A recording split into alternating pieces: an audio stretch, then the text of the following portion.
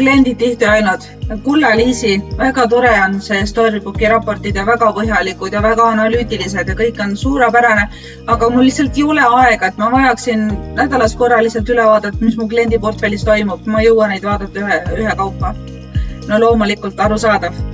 Ja eks me oleme selle peale mõelnud ka ja oleme siis oma klientide heaks välja töötanud sellise vahva asja, nagu on kliendi portfelli iganädalane analüüs. See saabub esmaspäeviti teie meilile ja mis siin siis selles analüüsis kirjas on?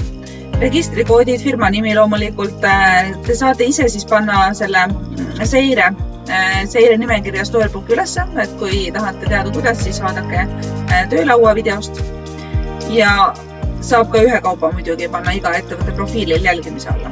Ja need ettevõtted, kes teil siis jälgimise all on, nende kohta siis selline analüüs ka teile tuleb, millele tähelepanu pöörata. Kindlasti staatusele. Kas see esmaspäeva hommikul, kui teile see fail tuleb, kas teie klient on täna veel registrisse kantud?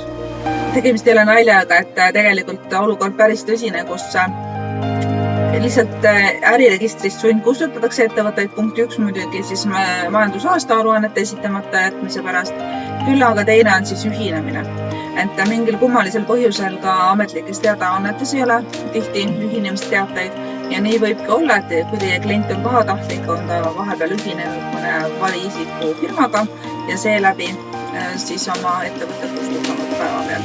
Et kindlasti on see väga oluline informatsioon. Või samas, kui on kas siis likvideerimisel, et varakult teavitada saate likvideerimise protsessiga ühineda või siis ka pankrotiga. Nüüd siis lingid inforegistrisse ja Storybooki, käibemaksukohustuse numbri ja algusaja saate siit, kui on käibemaksukohustus lõppenud, siis on see ka siin kirjas. Krediidiskoorid, riskiklassid ja soovituslik krediidilimiit. Et kui limiit on 0, siis on seal kindlasti mingisugused põhjendused, miks see limiiti ei soovita. Ja siin siis nüüd ka viimane esitatud majandusaasta aruanne. Miks see on see oluline? On see, et kui, nagu öeldud, äriregister sund kustutab ettevõtteid, kellel on siis esitamata majandusaasta aruanne 2 või enam aastat. Et kindlasti jälgige oma klientide puhul, kas neil on aruanded esitatud. Järgmine on siis maksuvõlg ja maksuvõla alguskuupäev ning eravõlad. Et eravõlad tulevad meile siis andmebaasi Kredixist, meie oma ettevõttest, et kui klient on andnud siis nõude menetlusse ja võlgnik ei soostu tasuma ega kokkuleppeid sõlmima, siis see nõue ka avalikustatakse ja tuleb ka siis andmebaasi üles. Saate vaadata, kas ettevõte makse maksab, tööjõumakse, kas ta käivet teeb, kui palju firmas on töölisi hingekirjas ja mis on siis selle ettevõtte prognooskäive 2021. Või siis järgmine vastu. Keskmine palk, mis ettevõttes makstakse aadressid ja nii edasi. Mis on kõige lihtsam teha, kui see fail teile tuleb?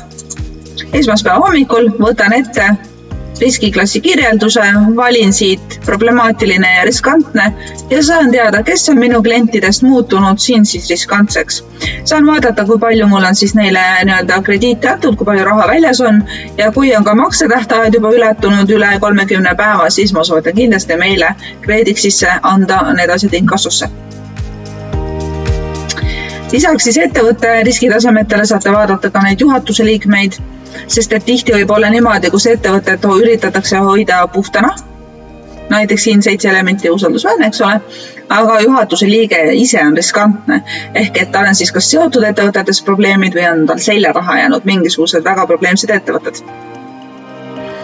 Nii et siit saab liikuda ka siis juhatuse liikme CV peale, et vaadata selle juhatuse liikme tegelikku siis kronoloogiat.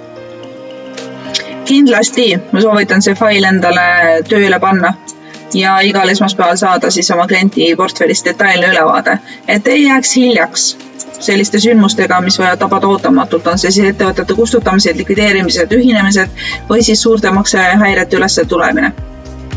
Et olla siis alati igal ajal õiges kohas, õigel ajal vaadata üle, mis siis toimub. Suur aitäh!